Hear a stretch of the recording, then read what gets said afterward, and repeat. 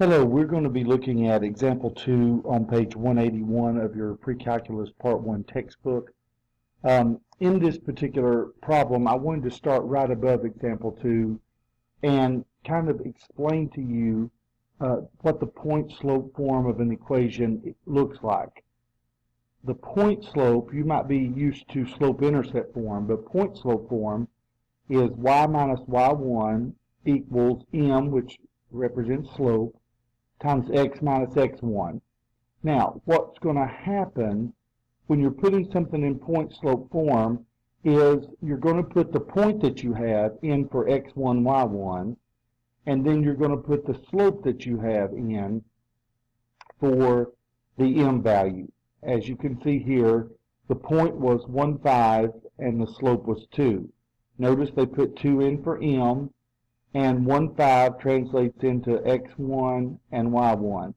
And this, once you do that, it is in point-slope form. Now, once something is in point-slope form, you can always then turn it into slope-intercept form, which is a form we're much more familiar with that helps us find or know what the slope and the y-intercept is. Okay, now, this is used specifically as it's called. You use point-slope form to create the equation of a line if you're given a point and a slope. Okay, so that's what number 2 is going to be about. Let me erase my markings here. Let's look at example 2. All right. Now, in example 2, it says to write an equation in point-slope form of a line. And again, if you need to, you can isolate or get y completely by itself, and then you've turned it into slope-intercept form. Now, it said write a point-slope form for the line with a slope of 4 that passes through the point -1, 3. So, again, we're going to take the general form of the equation, which is this right here, y minus y1 equals m times x minus x1. We're going to put in our x and our y value there. So I'm going to plug in -1 for my x value and 3 for my y value into the formula. I want you to notice that a minus and another minus here end up making a plus. And then, of course, we're going to plug 4 in because that's your slope. That's going to go in for the m value. And so it ends up being y minus 3 equals 4 times x plus 1, because that minus and minus there made a plus 1. Okay? And you now have this equation in what's called point-slope form.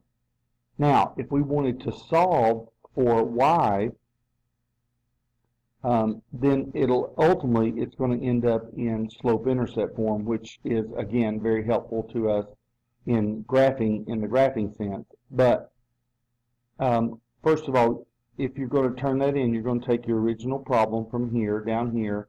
Notice they're distributing that 4 to the x and to the 1, which is going to give you 4x plus 4. So step number 2 simply is going to look like y minus 3 equals 4x plus 4.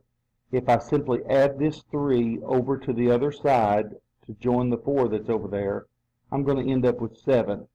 So in slope-intercept form, I'm going to end up with y equals 4x plus 7.